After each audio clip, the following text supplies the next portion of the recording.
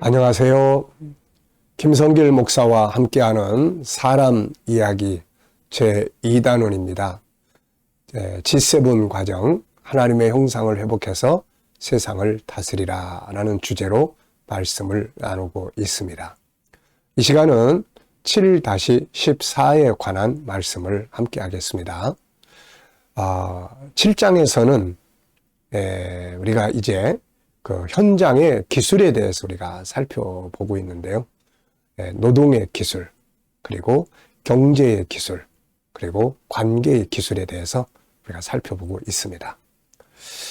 이 시간에는 이 경제 부분에 대해서 마지막 순서로 말씀을 정리를 하도록 하겠습니다. 우리가 이 경제라고 하는 것을 어려서부터 아이들에게 잘 교육하고 훈련이 돼야 아이들의 성장해 나가면서 경제에 대한 운영을 잘 할 수가 있게 되는 거죠. 그래서 지난 시간까지 경제에 관한 여러 가지 이야기들, 유대인들의 자녀들의 경제 교육을 어떻게 하는지 이런 부분들에 대해서 좀 살펴봤고요.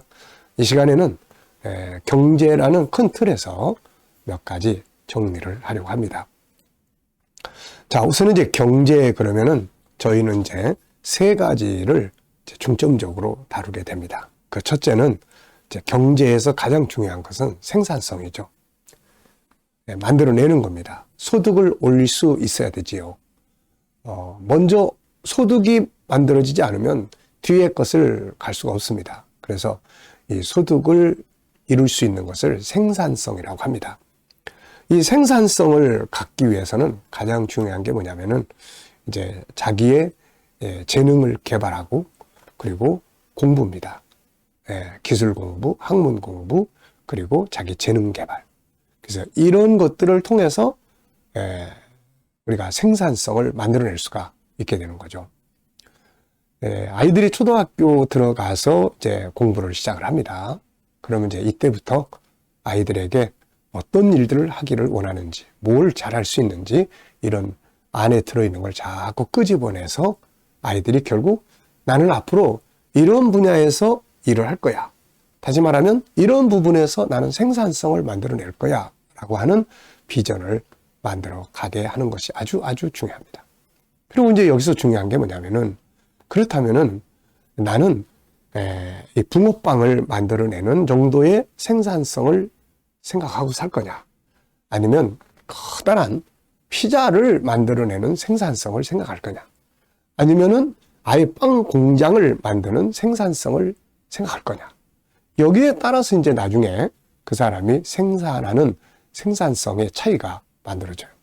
그래서 교육이라고 하는 것은 결국 이런 부분들을 잘 감안을 해서 아이들의 눈을 열어주고 많은 경험을 하게 해서 아이들로 하여금 나는 어느 분야에 어떤 규모의 어떤 방향에서 생산성을 만들어낼 거다라고 하는 비전을 갖고 만들어가게 해야 되는 거죠. 많은 사람들이 생산성을 만들어내는 데 있어서 자기 재능 개발을 잘 안 해요. 예를 들어서 붕어빵 하나를 만드는 정도의 재능을 가지고 일을 한다면 여기에다가 조금만 더 재능 개발을 하게 되면 더 크게 만들어 갈 수가 있는데 이 작업들에 있어서 잘 안 되는 경우들이 많아요. 그래서 현재 내가 하고 있는 것만 보지 말고 더 큰 것들을 만들어내기 위해서 내가 가진 재능은 굉장히 많거든요. 이거를 더 개발해낼 수 있고 융합시킬 수 있는 이런 삶을 우리가 만들어 가야 합니다. 자, 두 번째는 이제 생산을 했으면 뭐 해야 됩니까? 이제 경영을 해야 돼요. 내가 이제 어떤 일을 해서 생산성을 했습니다. 경영을 해야 됩니다. 그러면 이제 경영이라고 하는 것은 그 안에 몇 가지 중요한 요소가 있어요. 하나는 소비, 이제 돈 벌어서 내가 사용을 하는 거죠. 그런데 이 소비가 자기가 생산하는 것보다 더 뛰어넘으면 이건 이제 빚쟁이 되고 부도나게 되는 거죠, 이게. 그래서 많은 사람들의 행태가 이런 경우들이 많아요. 그래서 소득보다 쓰는 게 더 많으니 자연스럽게 빚을 많이 짊어지게 되고 이제 나중엔 감당할 수 없는 상황이 돼서 부도가 나게 되는 거죠. 그래서 적당한 소비와 아무리 작아도 그 다음에는 그것을 뭐 해야 됩니까? 이제 투자해야 돼요. 투자를 해야 합니다. 저축을 하거나 적금을 들거나 또 건전한 방법들을 찾아서. 근데 여기에 아주 조심해야 될 게 투기성이에요. 투기성. 투자와 투기는 전혀 다릅니다. 투기는 마치 그냥 저거 내가 넣어서 얼마큼 이익 남기고 또 빨리빨리 해치고, 이건 투기예요. 굉장히 위험한 겁니다. 이런 건 성경에서도 금하고 있어요. 근데 투자는 좋은 것입니다.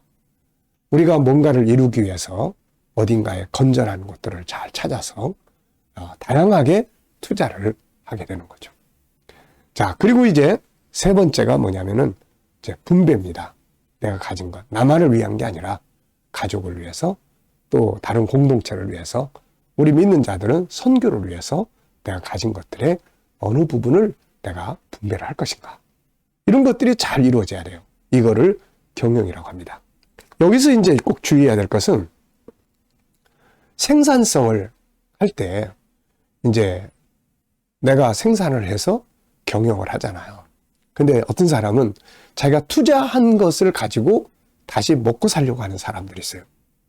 이거 굉장히 위험합니다. 이거 위험해요. 그래서 항상 제가 강조하는 건 기본소득이 있어야 된다는 거예요. 기본소득. 네, 기본소득을 갖추고 난 다음에 그게 작든 많든 꾸준한 기본소득이 있어야 그 다음에 여기 이렇게 투자한 것들이 이익을 거두면 요게 이제 부를 만들어 갈 수가 있게 되는 거거든요. 근데 내가 여기에 투자를 했어요. 여기서 이익 얼마 나와요? 이거 가지고 이번 달에 먹고 살고 뭐해. 이러면 벌써 이거는 굉장히 위험한 거예요. 그래서 우리가 작든 많든 항상, 제가 우리 아들한테도 항상 강조하는 건 기본소득이에요. 일단 이게 있은 다음에 투자한 데서 이익이 얻어져야 알파 플러스가 되고 이게 발전하게 되는 거거든요. 기본소득 자체가 없어버리면 안 됩니다. 그래서 우리가 투자한 것을 가지고 먹고 살 생각하지 말고, 먹고 사는 건 기본소득을 통해서 이룰 수 있도록 노력하고, 그런 다음에 투자한 것들에 대해서 이익이 발생하면 이게 이제 점점 모여지게 돼서 경제 발전을 하게 되는 거예요. 그리고 이제 경제에 그러면 세 번째로 이제 우리가 꼭 기억해야 될 게 뭐냐면 하나님의 도우심이에요. 하나님의 도우심. 우리가 세상을 살아가면서 내 계산, 내가 계획해서 한 달에 얼마 받아가지고 얼마 저축해서 뭐 얼마, 이것만 가지고는 이게 경제의 성장을 만들어낼 수가 없어요. 반드시 여기에 하나님의 도우심이 있어야 하고, 하나님의 도우심이 또 분명히 있습니다. 그래서 우리가 경제를 다룰 때 하나님과의 관계를 빼놓고는 올바른 경제관을 만들 수가 없습니다. 야곱이 삼촌 집에서 14년 일을 하고 그 다음에 집으로 돌아가려고 할 때 삼촌이 계약을 다시 맺자고 그러죠. 그때 야곱은 매월 월급 얼마 이렇게 하지 않고 창의력을 가지고 얼룩달룩한 걸 나한테 주세요. 그게 참 창의적이고 도전적이거든요. 그래서 하나님이 복을 주시는 어떤 틀을 우리가 만들어 가야 합니다. 그게 뭐냐면 창의력, 도전정신, 건전한 다양한 투자들이에요. 하나님은 이걸 통해서 우리에게 뭔가 열매를 풍성하게 거둘 수 있도록 역사를 해주시는 거거든요. 그래서 우리 믿는 사람들이 경제에 그러면 첫째 생산성, 두 번째 올바른 경영, 그 다음에 하나님의 도우심. 생산성을 키우기 위해서는 어려서부터 생산성을 키울 수 있도록 재능을 개발하고 공부를 하되, 어느 분야를 만드는 것이 또 생산성을 높일 수 있는지들을 항상 소통하고, 그리고 난 다음에 이제 생산을 공부하고 재능 개발하고, 재능 개발 많이 해야 됩니다. 하면 할수록 생산성은 높아져요. 그 다음에 이제 소득 얻은 것을 가지고 경영, 소비, 투자, 분배. 여기에다가 하나님이 은혜 주시고 복을 주시는, 하나님 분명히 복을 주시거든요. 이걸 이루기 위해서는 창의적이고 도전적이고 그 다음에 하나님과의 관계를 잘 갖는 것이 아주 중요한 일입니다. 자, 하나님께서는 우리에게 영원한 나라, 영생의 복을 주십니다. 그러나 이 땅에 사는 동안에도 경제적인 복을 주시는 거죠. 이걸 통해서 하나님 나라를 위해서 일할 수 있게 하시는 겁니다. 자, 우리 그리스도인들의 경제, 우리가 아이들에게 어려서부터 잘 가르쳐서 정말 경제적으로 복을 누릴 수 있고 나눌 수 있는 그런 아브라함의 은혜가 함께 하시기 바랍니다. 이 시간 말씀 여기서 마치겠습니다. 감사합니다.